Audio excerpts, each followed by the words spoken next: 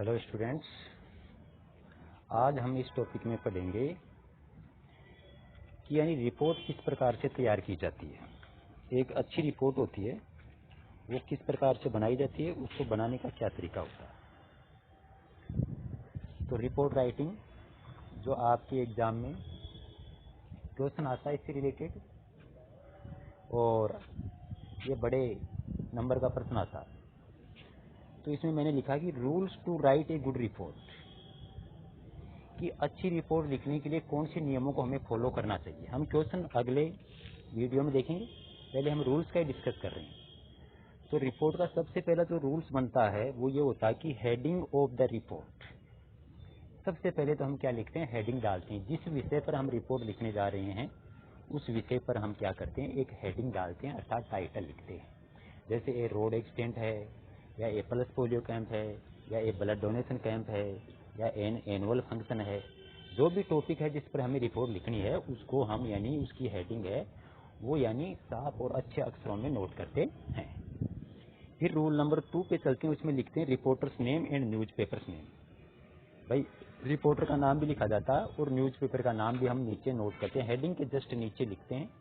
जो दाहिनी तरफ भी नोट कर देते हैं हम, उसके हेडिंग के जहाँ समाप्त होती है वहीं लिख देते हैं हम, ब्रैकेट लगा के लिख देते हैं, जिसमें रिपोर्टर नेम लिखते हैं। जैसे रिपोर्टर नेम मानो कि आर के शर्मा नाम का रिपोर्टर ये रिपोर्ट तैयार कर रहा किसी घटना की, तो उसका नाम नोट कर देंगे। न्यूज़पेपर कौन सा है, जैसे राजस्थान पत्रिका है, ठीक है, या मतलब दैनिक भास्कर है, या टाइम्स ऑफ इंडिया है, जो भी है उस न्यूज़पेपर का नाम भी हम नोट कर देंगे। ये आर के शर्मा, जैसे रिपोर्टेड बाई आर के शर्मा, इस प्रकार से हम और आगे न्यूज़पेपर का नाम लिखते हैं, राजस्थान पत्रिका, दैनिक भास्कर या टाइम्स ऑफ इंडिया, जो भी है वो नोट हम करते हैं। आगे तीसरे नंबर पे हम नोट करते हैं प्लेस ऑफ इंसिडेंट, यानी घटना का स्थान। भाई जिस स्थान पर जो घटना घटित हो रही है उससे स्थान का नाम नोट करते हैं। जैसे जयपुर की घटना है तो जयपुर लिखेंगे, सीकर की है तो सीकर नोट करेंगे, अलवर की है तो अलवर नोट करेंगे। जो भी जिस स्थान की घटना है वो हम नोट करेंगे। नंबर 4 पे चलते हैं। इसके पश्चात यानी प्लेस ऑफ इंसिडेंट के तुरंत बाद में हम क्या लिखते हैं, डेट ऑफ इंसिडेंट, यानी घटना की तारीख। भाई कौन सी तारीख को ये घटना घटित हुई है वो हम नोट करते हैं।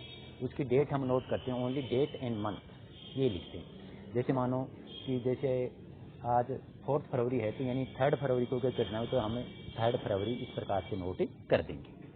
और फिर आगे लिखते हैं हम डिस्क्रिप्शन ऑफ इंसिडेंट। इंसिडेंट का वर्णन पेश करते हैं कि जो भी जिस घटना के बारे में हम लिखने जा रहे हैं उस घटना का जो वर्णन है वो यानी सरल और जो मतलब इजी एंड क्लियर लैंग्वेज के अंदर हम क्या करते हैं, उसका डिस्क्रिप्शन नोट करते हैं।